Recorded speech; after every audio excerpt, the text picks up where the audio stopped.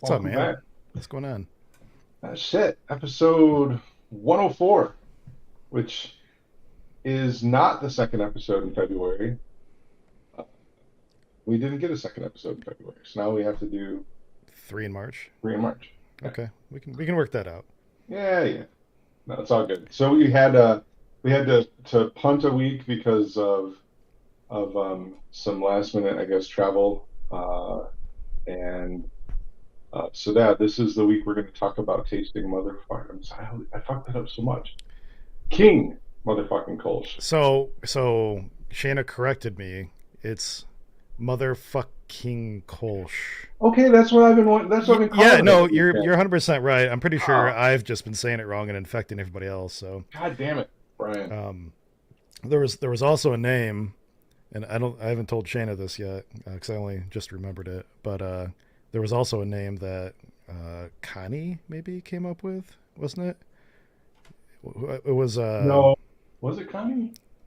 No, it wasn't Connie. It was Lee McBain. was it Lee? I think it was Lee McBain. You're talking about Kolschkock, right? Kolschkocht. It was I'm Lee McBain. It was Lee pretty sure it McBain. was Lee McBain. Yep, Kolschkocht. Yeah, Kolschkock. Uh, so we'll get into that more in a little bit because Jordan is supposed to join us shortly. He's just running a little bit behind, and so the purpose of the show is to get together and talk about um, the generator beer that we designed back in early January. Yeah, And we got together in mid-January and we brewed it. Um, and then Brian and I took it to Winter Homebrew Fest this past weekend. We got to share it with a bunch of people, and got some comments and feedback on it. And so when Jordan gets on here, he's getting on right now, so we'll be good. So I guess to recap on what that was, though. So Jason, Jordan, and myself all used a tool that I built for Keepers of Craft for a beer generator competition, and a few other users did too. I know Matt Mead has one. I think Brandon ran one for the show. I don't think he ended up brewing it. There's another one here too. I left it anonymous. So I'm not exactly sure who the sixth one may be, but um, the three that we ran were obviously this Kolsch, and the Kolsch was it was an imperial bitter European beer of the beer bro fermented with a German ale yeast. The beer bro part was sort of a stipulation saying that it should be above 1028 final gravity.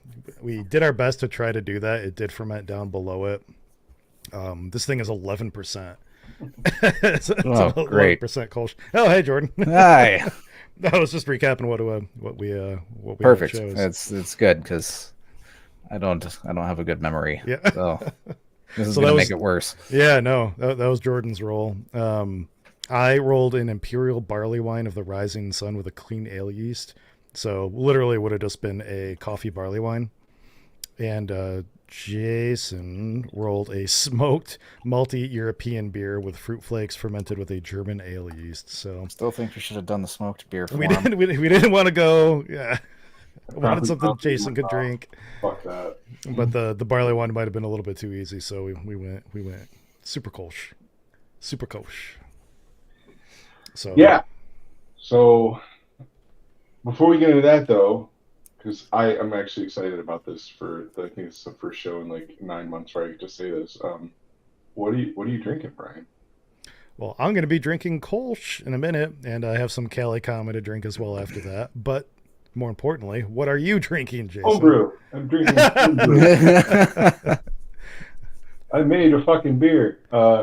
So I actually brewed my generator beer for the Keepers Cup competition, which was a Michigan take on a Kentucky Common, and I split it. I have to put fruit in it um, for the competition, so I decided to split it into two kegs so that I could keep half of it as a traditional esque Kentucky Common, and then only after fruit half of it. I took this to Homebrew Fest this weekend, which we'll talk more about later, I'm sure. But we had, yeah, Michigan Homebrew Fest the winter edition, and I got to take it there and actually have my homebrew on tap for the first time since last August, and it's the first time I've brewed since July, and it's good. And I've got a quarter keg left.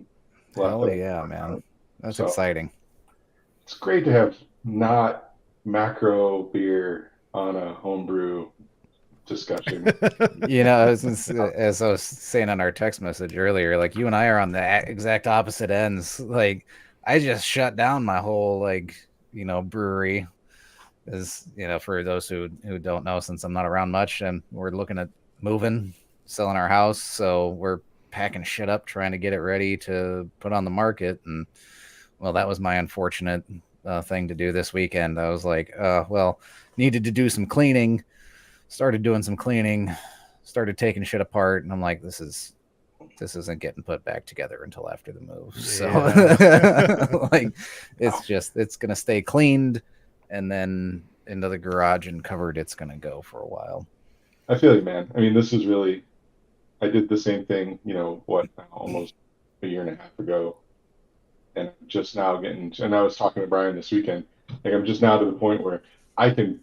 All the shit's clean and back in service. The keezer's up and the kegerator's up and all this shit, and I'm ready to go and plan on brewing more. So yep, I've got all the ingredients to brew shit. Now, last time I brewed, I was supposed to do a double batch. I brewed English brown ale, which over time turned out pretty good. I wasn't happy with it at first, but sat in the keezer for a little while and turned into a nice little malty brown ale. Nice. And I was going to do a Vienna lager, so I have all the stuff for that. Nice. And never got around to it. Kids were being squirrely. Something happened with a dog. I can't recall. Life got in the way. I didn't end up getting to brew that second beer. So I've got all the stuff. just nothing to brew it on. Yeah, nothing to put it in right now. Pretty much. You can always bottle condition. That's true. Oh, that was another thing. I got rid of a lot of bottles. Yeah, I had a lot of bottles that I shouldn't have held on to for so long. So I feel that. Yeah. So what are you drinking then? After all of your packing? The Kölsch-style. You dove right into it. So I was waiting. I was like, well, we're going to talk about it. I haven't tried it yet. Okay. I poured it, Yeah, but I can crack mine. I am sorely low on beer. I did find, as I was going through stuff, some old shit. I want to say it was a Big Brew beer from a few years ago. I've still got a bunch of that in my basement apparently. So I cracked one of those last night. It was not terrible, not bad. Tall frothy pint of 11%. Just what I need to end a Monday. No, that's what I was gonna say, man. Make me forget Tuesday. That's yours look darker than mine. It's just your lights. If I put it up, it might be the glass. Yeah, could be. Okay. It could be the lights. Yeah, no, too. yeah, we're good. Yeah. I was like, shit, did I give him the wrong bottle? No, I was gonna say this. I did have a little bit of stout in this earlier, so there might have been a little coloration from that. So I got to catch up and slam this common then. So. Oh yeah, get on it. No, so yeah, this is we got together. I think it was like around the 20th of January, and brewed this at Brian's. It was cold as shit outside. Jordan and I had a lovely conversation in the basement while Brian did all the work. Yep. I'm pretty sure you guys added at least a little bit of hops each. I was gonna say I think Jordan you did like the 30 and I did like the 60-minute hop edition Yeah, yep. And then hung out and ate pizza and drank Brian's beer. So yeah, pretty much. Great brew day. That's can't more of my brew days be that way. We can go over the recipe one more time real quick too. Yeah. If I can find it. Where the hell did it go? Hellas, Vienna Lager, pre-pro. For some reason I don't see it in my. I haven't tried this yet. It smells so good. Dude, drink it. Let me see if you sent it to. I know you sent it to us. Oh, here, I didn't call it Kolsch. I called it Michigan Brews Beer Generator. So 6.5 gallon batch, 72% efficiency. We went with 17.5 pounds of Weirmann Pilsner, 7.5 pounds of Vienna malt, 2 ounces, or about 43 IBUs of Hallertau Blanc at 60, 1 ounce or about 10 IBUs of Hallertau Blanc at 15, and 2 ounces of Hallertau Mittelfeuer at 5 minutes, and then fermented with this was a bootleg biology Kolsch yeast called Mustange, I think, something like that. I'm probably pronouncing it wrong or adding too many fancy like vowels to it, but yeah, that's it. Fermented it at whatever normal Kolsch temps are. I think maybe like 62. Well, it's not quite it, right? Because we we were targeting, I think, what, 11. Well, that's it too. We were targeting 1028, so we mashed really high. I think we mashed at like 158 or something like that to try to keep it up there, and it still fermented like a beast. So I couldn't tell you what it ended at. Oh, I could actually. Um, I have my tilt data. That is a meaty boy of a beer. It's a little hot. It's a little warming, but honestly, It's great. No, I'm not saying like it's bad, but you can tell like it's got some hair on it. In a good way. It's good. I enjoy it. It makes me want like a normal Kolsch, but You know, that was some of the comments that I heard at Beer Fest that people were talking about. Like, it still tastes like a Kolsch. Yeah, it's a little hot. It's a little big. Oh, Jason, you're right. We added malt extract at the end too. Oh yeah, that's what I was going. So our OG came in, I think, some number of points lower than what we were hoping for, and so kind of as a last ditch effort, just to bolster it up, I think you boiled a gallon of water and another amount of DME, right? Yep. Yeah, I remember doing that in your basement. Yep. So Tilt says, for what it's worth, it started at 1100 on the dot and fermented down to 1013.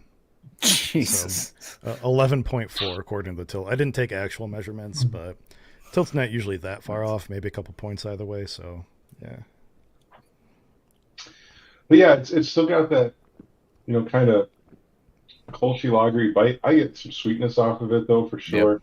For all the alcohol, almost some fruitiness, but not like an apple in a bad way. I'm like more of just a general like apple.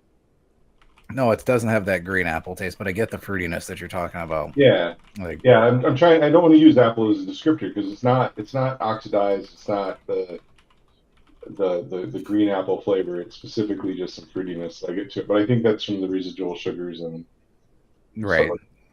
It's almost like a fresh fruit smell, like a not like a like you're it's saying. Not clean for sure. It's not like it doesn't have that like really malty, sort of like alcoholic aroma that like barley wines can have. Yeah. Like it definitely has like a little bit of like some like appley or perry like fruity things going on, but like ethanol can kind of have that a little bit sometimes too. So I feel like the high alcohol and the Kolsch yeast actually played like pretty nice together. Really? When we were creating the recipe for this too, I think we were looking at the thing we were worried about most was the bittering, because once you get something that high in alcohol, like you sort of have to balance it out with a higher IBU too. And I think that we either used the IBU range of like, I think it was an English barley wine, maybe. I think we referenced roughly what an English barley wine was for that level of gravity, and kind of use that to create the hopping schedule. And I really think it turned out well. It's just a touch more bitter than what I would call balanced, but I think that's okay. I think it's appropriate. Like, I wouldn't want this beer to be sweet. Mm-mm. No, I think Nope. the bitterness that it has does balance out the sweetness, the slight sweetness that's there from like the alcohol and the high Hmm. gravity that we went with. Um, the maltiness is still there, but it just has that slight ethanol burn or the alcohol burn from being a Yeah, lot. very, very slight on that. Just a little warming.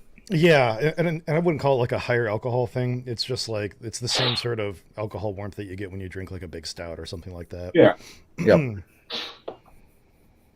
um, absolutely. and if we were to, it's hard because I feel like this is something you want to drink fresh, but not age. But if we were to age this a little bit, I'm sure that would fall off a little bit. And actually, I wonder what it would taste like. You know how you age like a double IPA and some of the hops fall off and it becomes like a nice old ale or something. Like I wonder if I just kept a 6 pack of this stored on a shelf for a couple years, if it would turn into some kind of nice, It might. old ale type beer. I don't know. A strong ale, yeah, or old ale, strong ale. I think it'd be interesting. I think we brought home like more than half a keg with us. I mean, Yeah, I and have that's probably plenty. because there were. So we did Winter Homebrew Fest over at Camp Agawam. It's the first time we've ever done a winter homebrew fest, and it was a small. It was a 1 day only. It was like I would say really it ran from like 1 to 8. I think there were some people there earlier, and there were a few outliers that were there later, but the majority of the fest was during the middle of the day, and I'd say probably like 70 or 80 people. So it was pretty cool. That's a decent turnout. It really was. Yeah. It was more than I expected it to be. We had 8 clubs. I actually told Dan I was going to go around and count all the taps, and I got drunk and didn't. But I'm just saying, like that's why we actually have. There were a lot of beers on tap. I mean, Keepers had 5. I think Usual Suspects had like 8 or 9. Uh, the Tribe had over 10. Including Michigan Meat Coalition, I would say there were probably 30 to 35. I was trying to do some mental math right now. Yeah, might. Maybe around 30. I was actually thinking a little bit closer to 40, 45. But yeah, Really? Okay. yeah. That's still Oh, that's a lot I to forgot. get through in Yeah, I just like forgot 8 about hours. Battlefield. Yeah, that's what I was thinking. Like Battlefield had 8. Yep. Uh, Yep. So yeah. Snobs had 5 or 6. Yep. The pin. So yeah, I mean, we had just a great turnout, a great amount of beer.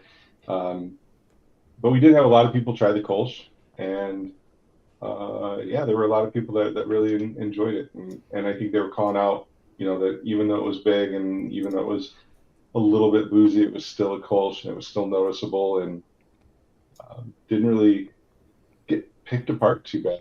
I feel like we even had a few pretty decent, well-known judges around that were trying it and relatively happy with it. There was a lot of like side eyeing like fucking 11% Kolsch like Yeah, Yeah. that was I think either that or the peanut butter porter that Ron brought were a lot of people's like first go tos because just like standout beers or whatever. But yeah. yeah, No, it was fun. It was yeah. I hope we get to do that again. It was a little weird to drive all the way over, from this side of the state to just spend a day. Um, and I don't know what time we left. I know it got cold and we got hungry and yeah. I we talked bailed to it up. Shanna after dinner, so I'd probably be able to go back and look, but I know we were gone before 10 o'clock because we had pizza, but I think I saw people that were saying like it was like 11:30 was when it was really dead and died out. okay, So yeah. yeah, it was super fun. I think all total 8 clubs and 40 plus kegs, um, and probably somewhere between 50 and 80 people. That's a win. Yeah. Yeah, super big, super fun. And then That now is next Sunday, we have our judging of the Keepers of Craft Generator Beer competition, where we will take this, but it's not going to be judged because it wasn't part of the actual comp. But I think we want to take and share it with the club. So if you're part of Keepers or you're in the area, We're meeting at 6 o'clock on Sunday at Outre, and you can come down and sample some Kolschkock or Kolschkocht or motherfucking Kolsch or motherfucking Kolsch or whatever you Motherfucking call it. Kolsch. Yeah. Kolschinator. Jordan had the good ones. Kolschzilla. I'd have to go back and take a look at what some of those were. Yeah. Now I want to know. I'll bottle some more of this up and send it into a comp or two too. And I know I said I was going to do that. I haven't yet. I thought I had some going down to Drunk Monk. It turns out I swapped it out for something else. I don't recall why. Maybe it's because I don't know. But I'll find something. I think my reason was that I want to send this out to comps, but it wasn't quite ready yet. Like it was even more like alcoholic like 2 weeks ago than it is now. So I was like, let me hold off. I have my Keepers of Craft like Abomination Generator cider on tap right now, and as soon as I get that off tap, I'll put this back on, and maybe I'll just bottle all the rest of it up and split it up, between us, and we can do what we will. Yeah, because I don't need it on tap. I don't need a fucking 11% Kolsch on tap. No, it's left after the meeting on Sunday, but I mean, well, if you give it to me, I will be really good about putting it away somewhere safe and sending it to a comp in 4 years. So yeah. Brian and I found before Beer Fest this weekend, I went over to my garage and got into my beer fridge. I just happened to look in my beer fridge, like, what's in this? And I found 3 bottles of mead that had been in there for, I don't know, 2+ years. That meadow foam was probably closer to 4 or 5, maybe. Yeah. Yeah. So it was a couple of bottles that Brian had given me, and then it was a bottle of the original Rainbow Connection mixed berry mead that we made for beer camp 3 years ago. Yeah. And that was amazing. Like we opened that and shared it. I think it's the last bottle of that exists. And I got to share that with a bunch of mead snobs over at the festival site, and everybody loved it. It was awesome. Yeah, it went over really well. Yeah. Actually, let me send myself this picture. I'll throw it up on stream. I have a picture of the of the stained glass, the bottle. Oh. That's pretty wild. Let me see if I can pull it up here. I'm gonna say, speaking of last bottles in existence, I think I got a few bottles of Brian's. Like shit, that's probably the last. Oh, you have one of our wines, I think, right? I have one of your wines, if not 2 of your wines. I might have a blueberry and a Malbec, maybe. And then I also came across, I have one of your bottles of your, that, I want to say it was the first or second iteration of your Balaton. Oh, wow. Okay. So the only thing I have left now, I think, is I might have 1 or 2 bottles of your blackcurrant. So here's the yeah, that's an empty bottle. What happened there? That's just the glass being stained from that mead. Just wow. Ridiculous. Yeah. So it was really pretty. That's really cool. I didn't think that would happen. Yeah. That bottle went into the recycle because there's no cleaning that properly. No, you're not coming back from that. No. For those listening later, I mean, the bottle was kept upright, cork up, and there was a very distinct line where it's clear glass and then it's basically like dark pink purple glass. Yeah. And that's with the bottle completely empty. It's not like curtains inside the bottle. It's just stained. Yay, Costco. You say yay, Costco? Costco mead. Yeah, I think that was all Costco honey and fruit. Oh, okay. Yeah, I was gonna say Oh, most of no, my that brews are one done that in one actually honey. would have been that one was just Costco fruit, and it was Oh, that was my Web honey. Restaurant. Okay. Yeah, because you and I had split a bucket of Web Restaurant Orange Wildflower, blossom, I think. Orange Blossom. That's Mm-hmm. what it was. Yep, I remember that now. Yeah, the smaller batch that we did last year was all Costco mead and Costco honey, but we killed that at home. Well, we only did 2.5 gallons, so we killed Mm-hmm. it at Brew Fest. Um, we got to figure out. Like we were talking about briefly about what we're going to do for this year. I actually um, have been doing a lot of reading yesterday and today on um, a lemon mead. I feel like I want to do a small, like 2.5 gallon batch of That could be pretty good. That would be super good. And you know what you should do? You should reach out to Matt Mead because I don't know. Do you remember the limoncello that he brought to yes, beer camp last year? yep, Those used those like I think they were Meyer lemons. Is that right? Ireland, yeah. Or are those more common lemons? I can't remember. I'm pretty sure they were Meyer lemons, and that's where my mind was going. And I found a place where I can buy Meyer lemons right Cool. now. Very cool. Um, so in Meyer lemons specifically kind of advertise that you can eat the skin, the rind. Uh, Mm-hmm. and Hmm. there's recipes, there's like pie and cake recipes that have the whole lemon in them because they have a thinner rind, they have less pith, and the rind is sweet. Um, and so that's where I was thinking of combining, Meyer lemons with honey. I really wanted. Sorry, I got some eye. I was really initially trying to think of doing this like a no water or a very small water added, like we used to do, like we did with the wild berry or the mixed berry mead. But I don't know if I'll be able to do that with lemons because I don't want to. I think that if I were to use that many lemons, I guess to offset the honey, it would be too much. So Yeah, I trying to could figure see out that be. how much lemon, how much lemon fruit to put in. Um, but yeah, that's what I want to do. But I will reach out to Matt Mead and talk to him Yeah. about it for sure. Yeah, that'd be super cool. I don't know how to use those specifically in a mead. So I yeah. know. I've read a lot. I've read, unfortunately, you start searching for it and you get a bunch of Reddit threads, and most of them are probably garbage. Yeah.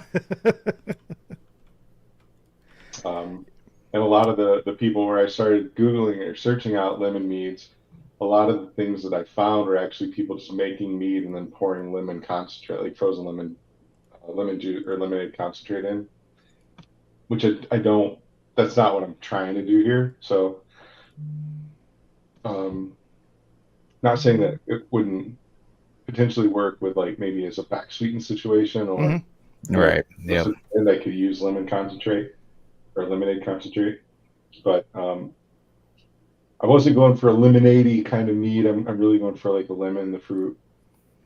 Like a little bit of sweetness, Yeah, like lemon candy ish. yeah, Yeah, totally. yeah, yeah. So, and I will be using Costco honey because fuck it, that's been a while for us. It's So, I mean, so affordable. do you want it to be like 6% ish or something anyway, or are you looking for like big bold like I 14%? I'm leaning more on the big bold. Okay, all right. I mean, if you want to get a little crazy with it, you can follow Sean. Oh my God, why can't I remember his last name right off the top of my head? Shawn.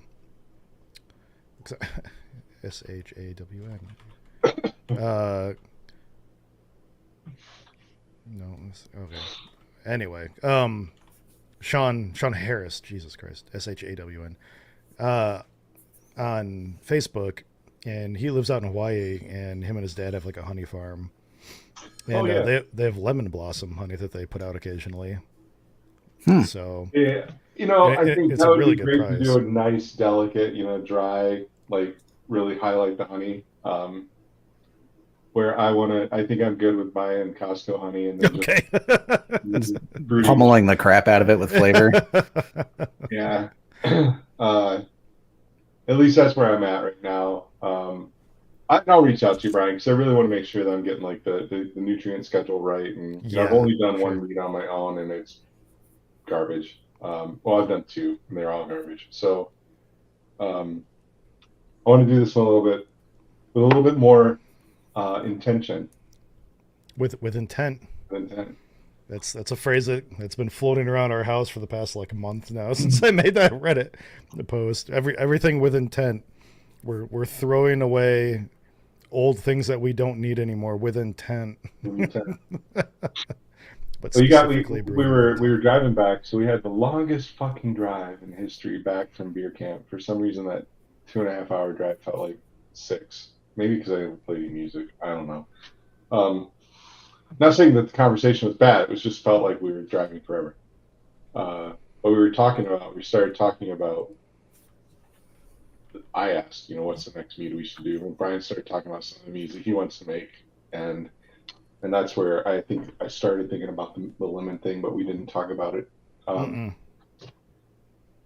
but and I think you had mentioned doing something with an amaretti flavor, and I even Mm-hmm. thought, what if I just do a base mead and dump a bottle of fucking lemon amaretti in it? But Yeah. um, I a year or two ago I did the Moscow Mule amaretti syrup, and it was delicious. I brought that to MHF last year, you won maybe. medals with that. I think I only sent out to one comp, but it took a gold. Yeah. Okay. You won a medal. Yeah, it was really tasty. But yeah, Amaretti makes a root beer syrup. So I Hmm. was like, what about root beer mead? Like just a sort of like a hard root beer, but mead. And make it a little sweet and maybe add a little bit of extra vanilla if it needs it. I don't know what that syrup tastes like, and it could I be think good. it's gonna be awesome. Years ago, and if Keith hears this, he can maybe comment on it. But years ago, when I first started going to Homebrew Fest, Craft, um, which is CRAFT, just Craft Homebrew Club, they always had a root beer Braggon that was amazing. And I even think like they used to just give out the recipe, or they had it like Mm-hmm. somebody had it printed out and they handed me the recipe. Um, and it's probably the best hard root beer I've ever tasted. Way better than any of the manufactured or macro stuff like Not Your Father or I forget what the other ones were. But I tried to recreate it at home, and I tried brewing that 3 different times, and every time it was horrible, or it went horribly wrong. And I've given up on it, and Yeah. I'm never doing this again. But then you were like root beer mead, and I'm like, oh, that sounds really fucking good. Like, and I I really, mean, I'd definitely try it. I'd want to make sure I have my hand at making just mead well first. Like Brian, go for it, do the weird shit. Um, I'm kind of sticking to just base stuff for a while. Well, I was telling someone the other day, like I oh, that's what it was. There was a post on Reddit and it's like how did you get into mead? And but before um I don't know, like I feel like 10 years ago, like somebody hands you a bottle of mead, right? And there really weren't a ton of commercial meaders around, maybe like Bee Nectar and stuff like that.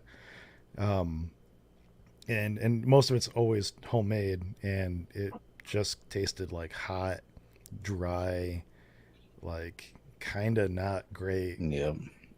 alcohol. And I'm like, okay, this is what mead is. I don't like mead. And that's the mindset that I kept for a long time until I got into homebrewing a little bit. I tried to make like a strawberry vanilla, or, I'm sorry, a strawberry lemon and some other kind of mead. Um, right after I got into brewing, and again, those turned out like not great. I'm like, okay, this is still what mead tastes like. I don't like mead. Um, and then one day, Drew Doster and I were running the Keepers of Craft entries up to Novi for the Michigan State Fair homebrew competition. And we were like, hey, what if we just cut over to Ferndale and stop at Shram's? Because Drew's like, I really like Shram's. Shram's is cool. And I'm like, yeah, that sounds great. and that's when they still have their tap room open. And we go there, and they have Heart of Darkness pours for $25 an ounce, or had at the time. And I had heard of Heart of Darkness before, but the bottles are like $200 or something. So I was like, okay, if this is going to be my opportunity to try it, might as well. And I bought Drew and I one Drew for gas money basically, and they gave it to us with a little bit of chocolate as well. And I was like, oh my god, like, this is what mead can taste like? Like, it was like the first good mead that I'd ever tried. I'm like, I didn't know what I didn't know at the time. And so I came home and probably read and researched for like 4 or 5 months before I even tried my hand at making my very first one. Like, just because I didn't want to fuck it up so much. And it is like learning a whole new hobby. Um, and I would strongly suggest that if you really want to get a good handle like on making like a good meat again, uh, like consume content, read books, watch YouTube videos, um, like and talk to people, drink good mead. Come over to my house, and I have like some like manic stuff and tram stuff. Not the best in the world, but I mean, among the best in the world for sure. And I bought them and I don't drink them often enough, and we should probably, I would be glad to drink them with somebody, because I bought them thinking I'd bring them to people's places. A lot of it during COVID or before COVID, and then really, I feel like we don't have nearly as many gatherings just in general as we did pre-COVID. Yeah. Not just our friend group, but just, I don't know, everybody in general. And yeah, I'd be glad to share those. And when you drink it, like, take notes on it, take mental notes.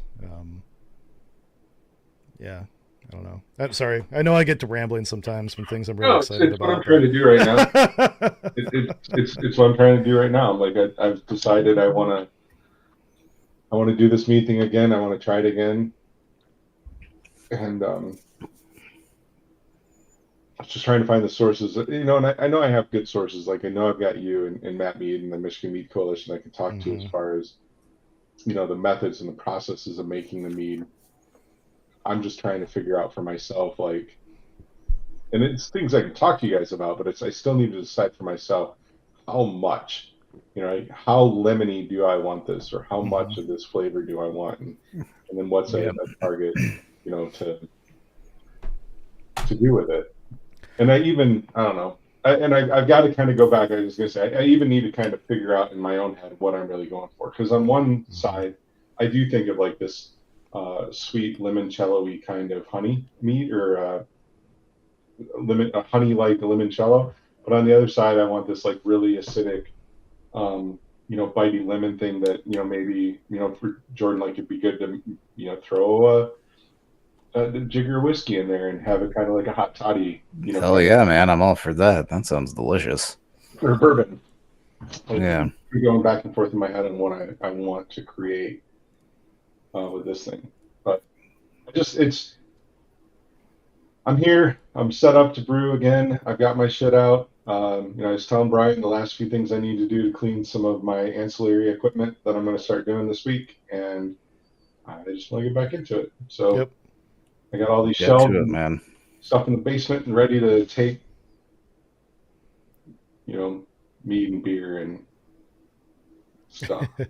So, Sheenus is meeting with intent. Other than that said, I do have 40 kegs to clean this week if anybody wants to. Maybe. Good Lord. I just went through and cleaned 5 this weekend. So that's not 40 by any means, but still, it was a lot to do. Like, I have too many. I have this dream where I'm gonna like empty them all, rinse them all, and then like set up this like PBW, chain and pressure test them all. Like, I've got way more than enough, gaskets and everything, and I'm gonna like refurb these kegs and make sure they're all, pressure tested and sealed and working right. And when you go out there and you actually look at this big stack of kegs, it's kind of That's daunting. that's daunting. I mean, I've got 10.5 kegs. So like 5 of them are filled with cider right now. So when I get my keys are moved up into the garage, a few ciders are going to go into it, and it's just going to sit in there cold for a little while.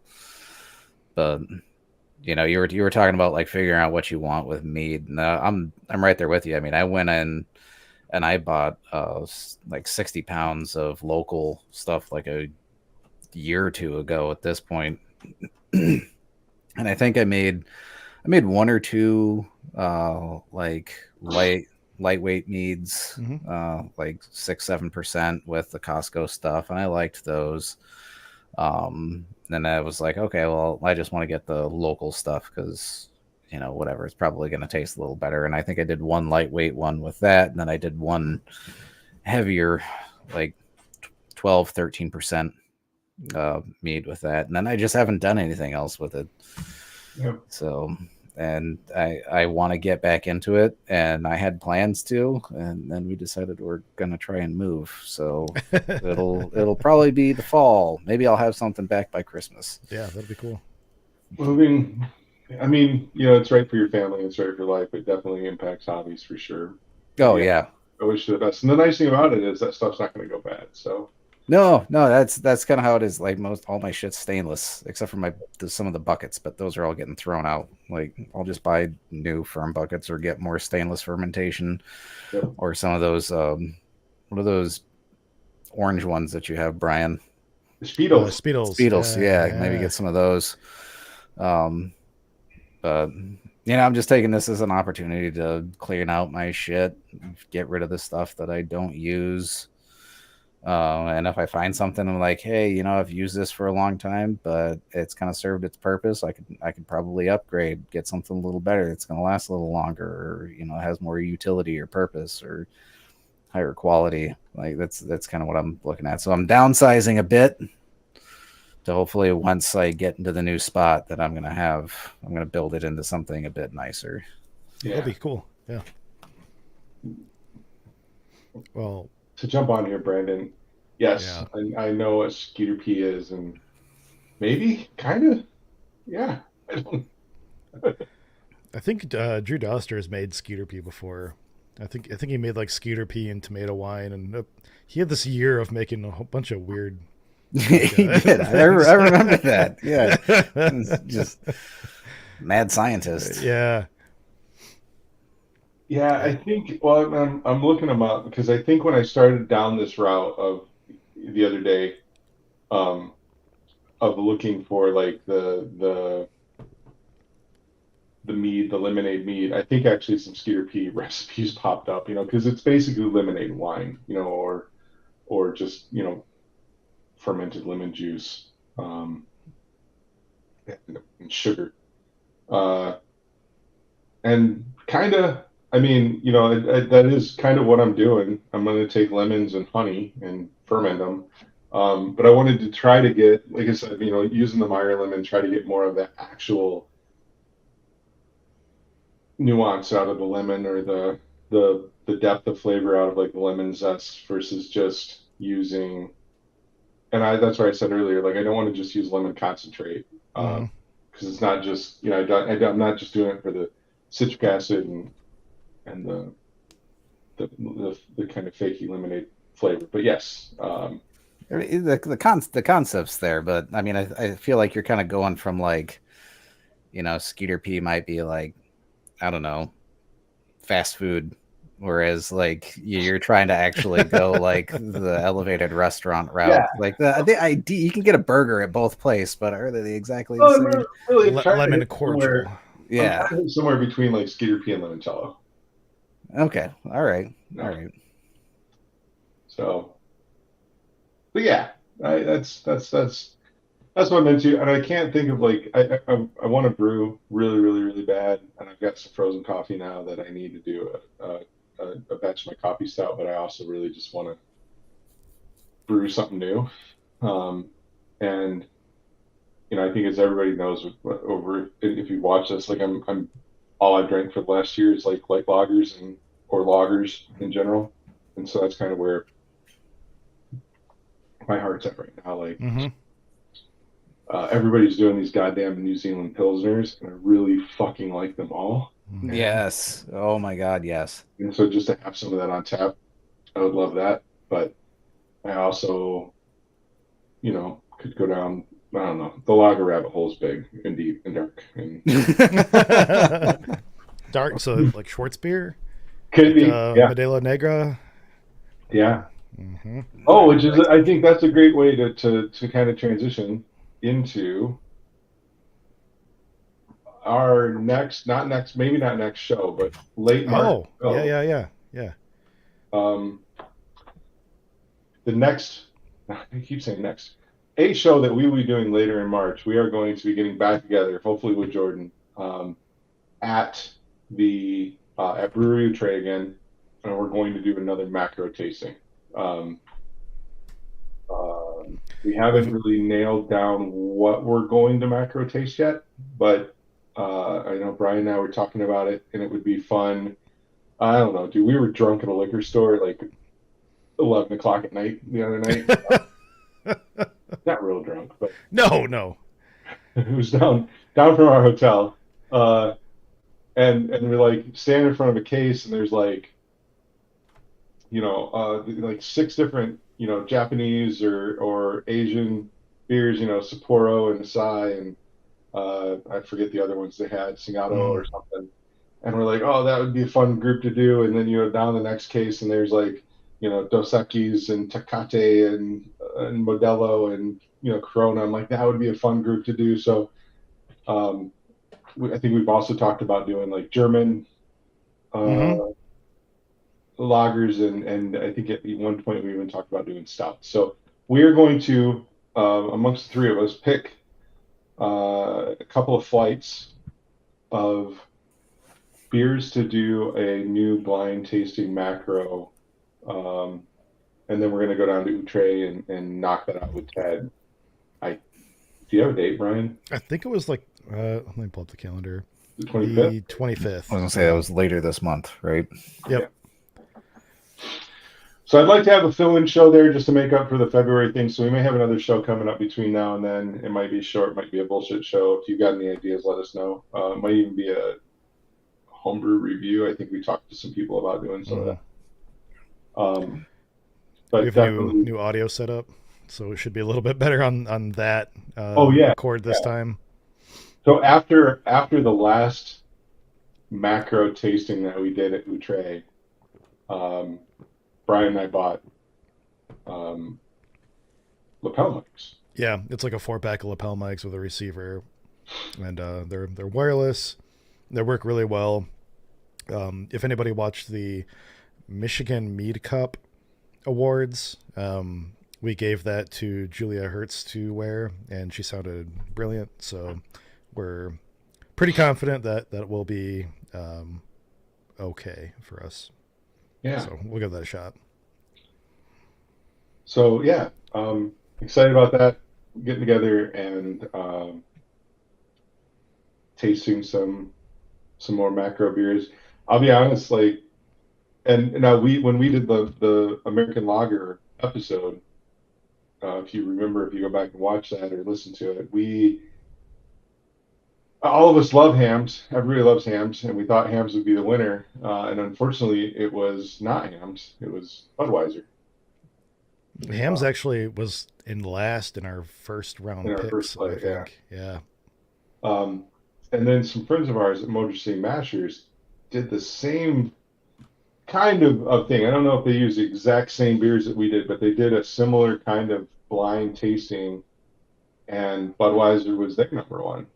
And since then, for kind of the go-to macro American lager, I have more Budweiser in my fridge. I have been drinking a lot more Budweiser. Yeah, and so, so I'd really like to do that because I know I like Modelo and I love Corona, and I've had a Dos Equis, and I've had all these beers, I'm sure, but to ever really kind of put them side by side, and so I know that when I go out to like a sushi restaurant, I know if I want to order a Acai or a Sapporo or whatever, and the same with the Mexican ones. I'm excited to do them. Mm-hmm. Oh, sorry about that. What are we talking about now? Still talking about the blind tasting that we'll do. Oh, all right. Yes, I'm all for it. I like the first one that we did, especially because it came out with a new go-to. But you're drinking more Bud, aren't you? I have been, yeah. That's really funny. Yeah. I actually don't think don't chastise me, but I don't think I think I've bought 1 or 2 packs of hams since then. I haven't. Just last week went out and bought another suitcase of hams because it's been a while. So I'm like, I'm not transitioning away. I love hams, but I do love hams. Good. My go-to recently has been Pacifico. Oh, that would be a great one to put in the lineup with. Yeah. If we do that, kind of south. I would love to do that. Like Cerveza's Mexican lagers like have been like Latin. my. Mm-hmm. I've had a singular focus on those for the past little while. If we do, what did you just say? Pacifico.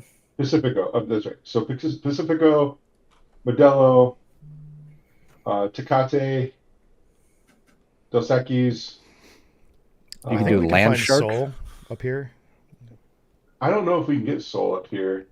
I know I've drank a lot of El Presidente in the Caribbean, but I don't know if we can get El Presidente up here. I say, isn't Land Shark technically? I don't think that's made down there, but I think that's technically a Mexican lager, isn't it? Oh, Joel's saying Sol's available. Okay. And Pacifico. Do you know if El Presidente is? He'll answer in a minute. No, I think Land Shark would be fine. I know we talked to Ron about it. It's like, do you throw Corona in because Corona's the clear glass one and it's the skunky one, and everybody I think would know. I mean, we thought. I mean, I think blind everything goes kinda. Like. I mean, it'd be kind of like saying like, hey, we're gonna do European lagers and we're not gonna throw in Beck's or Heineken. I have actually I don't know the last time that I had a Corona without a lime. So I honestly don't know really the flavor of Corona limeless all that well, to be honest. Corona, especially during Corona, was probably my most drank beer. But then again, the last time we did this tasting, I went through and I was like, fuck yeah, hams, hams, and then we all fucking thought ham sucks. So, Matt says the Treehouse Head Brewer does these on the Treehouse YouTube channel. I've seen these, and I feel like he has the same sort of surprise, like, oh shit, like moments and stuff too. His name's Nate Lanier. Is that right? Is that pronounced right? It's Nate something. Yeah, those are really fun videos. I'll take a drive through Megabab and some of the other local places this week and see if I can scope out what we can get our hands on, and maybe we'll put a post out. But yeah, I think the format that we did last time, doing 2 flights was good. It was good. Yeah, Mm-hmm. I agree. So between 8 and 10 beers. Yeah. So it'd be great to be able to do. I would love to do these. Mexican or Latin lagers, whatever. I don't even know what the fuck you call them. International light lagers, I think, is like how they'd be entered in the BJCP probably. For like a comp. Yeah. Or plus, maybe not but in addition to, maybe if anybody's listening, or we'll make an ask at the club meeting on Sunday. If anybody has a homebrewed Mexican lager right now, we can take some of those too and just throw it into the mix. I don't know. We don't have to. If we don't come up with enough examples, maybe.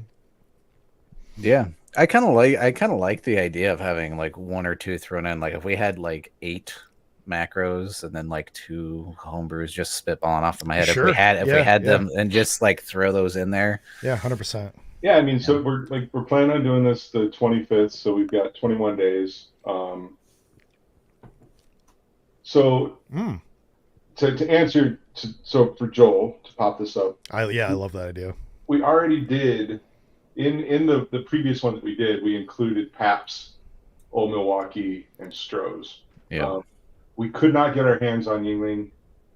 I could not find Schlitz, and at the time I didn't know what Gansett was. Since then, Brian and I have been Hmm. at we were at the Sugar Bowl, and they sold Gansett for like $2 a can, Yeah, it was just this dive bar that's really great and amazing in Kalamazoo. But and yeah, and Gansett was great. It was a great hmm Wait, I've never heard of this.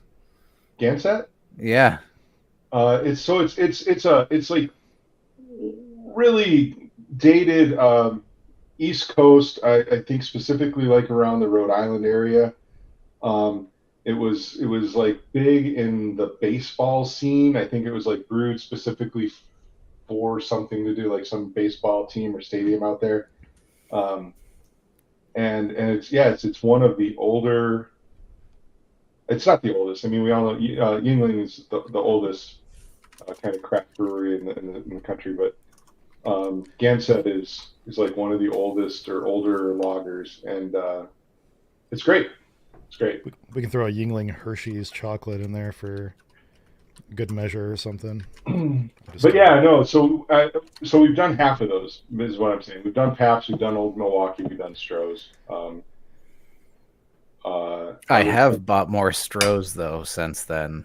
I've drank Stroh's since then too. Actually, Yeah. Matt or Brian and I were just with Matt Mead up in Grand Rapids a couple weeks ago, and I was drinking Stroh's. Um,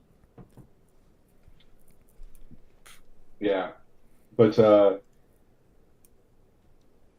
I would like to go back and do. If we can get our hands on some Yingling and some Schlitz and maybe some of those regional older historical American lagers, I think that would be a good one. But I think where we're going with this next show on the 25th, let's focus on those international, specifically Mexican or North American international lagers, I guess. Hmm. And I'll see what we can get our hands on because it would be great. And yeah, if anybody that's listening between now and the 25th, which is 21 days, if you guys have a Mexican lager that you brewed that's not fruited or anything weird, and you wanna throw it in the mix, let us know. That'd be awesome. If anybody hears this and has one that we can snag a few bottles for. But yeah, so looking forward to that show later in March. Uh, what else we got going Beer Cup is underway. I don't know if we we have pictures of. We have not posted pictures of a lot of the donations that we've received from sponsors so far, and they have been massive. Yeah.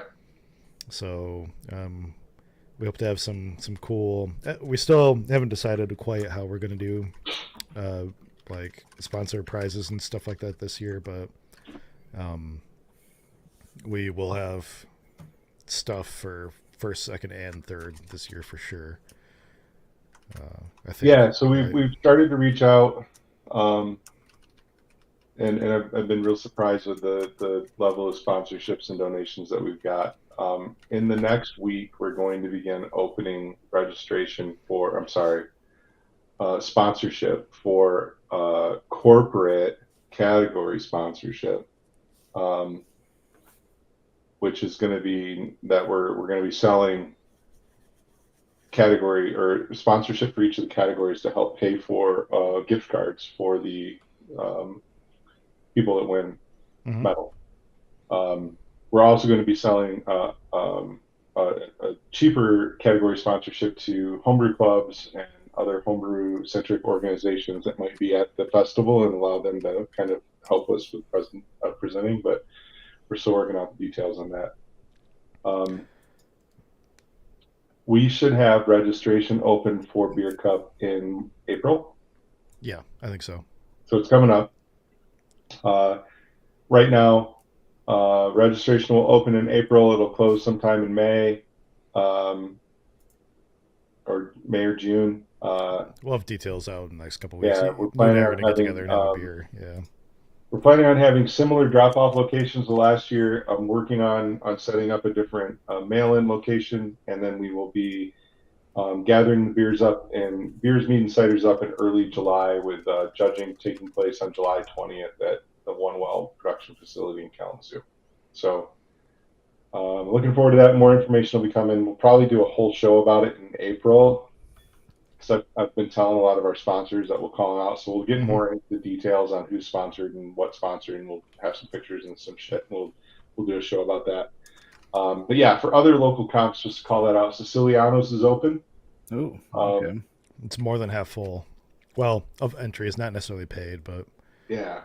NHC is open. Yep. If you're interested in participating at the national level. I think those, what do they do this year? 9, 10, or 11 remote sites? it was either 8 or 9. 8 or 9? Yeah. So NHC will be open, and we'll be judging over the next few months, I think through the course of June, July. And then that'll accumulate into award ceremony that's going to take place with Great American Beer Festival in October. September? Maybe. I guess I don't remember. Gee, yeah. Siciliano's a great conference open. It's local, it's small. It is October. Siciliano's is going to, I think they usually judge or announce sometime around May. Yeah. It's October 10th to 12th. Yeah. You're so smart. What else? The beer cup. I think we covered it. Yeah, we'll do a beer cup show probably in April. Talk more about that. If between now and April, if you are friends with somebody that owns a craft brewery, not necessarily in Kalamazoo, because we know those guys, but if you're listening and you're really close to somebody that owns a brewery in, I don't know, Grand Rapids or Detroit, let us know. You can help us make that connection to try to raise some money to support the individual category awards. I'm working on an email that we'll send out. Michigan homebrewers love nothing more than to support Michigan craft breweries. So this is an opportunity for Michigan craft breweries to help, in a very small way, support Michigan homebrewers. So hopefully we'll be able to sell all of those out. We'll have, I think, 40 to sell that we'll be selling for $50. Yeah. So that's it. And then, yeah, we'll have a bullshit episode in the next couple of weeks. Because we got to do 3 in March now. I know, because Jordan had to just fucking go to Florida. I was supposed to go to Florida, but I got the norovirus instead. Oh no! Oh, hey, we didn't even know about that. I'm sorry. Yeah. No, that's Saturday or whatever. My son Declan came down. He was coming out both ends. This turns into a Michigan spews. Yeah. That's. But yeah. Then Sunday night, both Andrew and I came down with it, and I had to cancel my trip. And I would have loved to say I spent the last week in the sun, but I didn't. I spent it elsewhere. Yeah, very sorry, dude. But yeah, so wouldn't have done the show anyways. Well, if you're in the area and you want to try out our motherfucking Kolsch, our King Kolsch, our Kolschinator, or be Kolsch cocked, feel free to stop down next Sunday at 6 o'clock at Brewery Outre.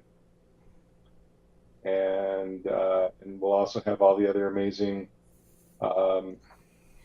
generator beers. I know I'm really excited. I've heard from a lot of our members that are really like kind of stepping outside the box and trying to brew some really fun. There's everybody I've talked to is like taking it very, very seriously. Like, people are really going for it. So it'll be a really fun meeting. I think that if you really want to like even if you're like a new brewer, like especially when you want to get a feel for like what like home brewing can be about, like this is going to be like the meeting, the keepers meeting to be at. It's not just brewing by the book. It's putting your effort and knowledge and skill forward and making something that's a little out of the box in the best way you can. It's going to be a lot of fun. Yeah, just trying to be creative and fun. I know I know I've gotten texts and pictures from like, Gerald that's doing a coffee barley wine that he's decided to throw in a barrel. Uh, I remember seeing posts about that. Yeah, I yeah. love I He love put on seeing all he the put on keepers. engagement that's going Yeah. on with this. It's yeah, fantastic. just the stuff that, I know Casey's been working on it, and a good one. And yeah, Brian, Shayna's going to have one in on this one, Yep. right? Yep. Uh, Hell yeah, Shayna. We just made some cold brew for it today. that's fucking Yesterday, awesome. actually. So super excited about that. That's going to be a good time on Sunday. And it's always fun down at Lutre anyway. It's a great space. So if you're in the area, you don't have to be a paid member to come hang out with us and check us out. So Matt Mead, I think, said he was thinking about coming down and bringing his. I hope so. I don't know if you're still listening, Matt, but I hope to see you on Sunday. But yeah, we'll see. Right on. Anything else? Oh, I think he said he was going to stop back like on the way back from like a Oh, drunk he's monk down judgment drunken. or something. He's Jeez, such a yeah, drunk monk. yeah. He said he'll be there. You're a trooper, dude. Like, I can't even believe you sometimes. Yeah. But all right, dude. Look forward to seeing you. That'll be awesome. Fuck yeah. Well, All right. guys, Yeah, we'll let you know, Matt. I'll take you, buddy. Well, maybe some of the international shit that we can't find around here, right? Yeah, Like that yeah, they might have at Benny's. So Yeah. What is we'll what talk is to you, Matt. what is Benny? So just make Benny's, there's quite a few of them down near Chicago, but they're like the like beer shops. Like, it's like Total Oh, or Mega Bev yeah, had a baby or Granddaddy. I don't know. Benny's is huge. It's like a fucking Walmart of liquor and beer. So well, I didn't know that. I've yeah, never heard of it. So like, next next time time you're I go to driving through, yeah, yeah. yeah. No, Andrew and I have the past couple years have done a longer weekend in Chicago with the kid, or well, now kids, but not this year. yeah. House House, is happening. house. Yeah, No. unless something as catastrophic happens and we don't sell the house, then then the brewery's getting put back up. The house becomes the brewery. And the Mhm. drinking Everyone stuff can live in that- a tent in the backyard. Yeah, exactly. Joel says if they don't have it at Benny's, it's probably not worth drinking. Is that their slogan? I mean, it's in quotes. I'm assuming it is, but that's good. Jordan, have you heard agree. of Bucky's truck stops? I have. Yeah, so Benny's is like that for liquor stores. Oh, okay. All right. So. Sick.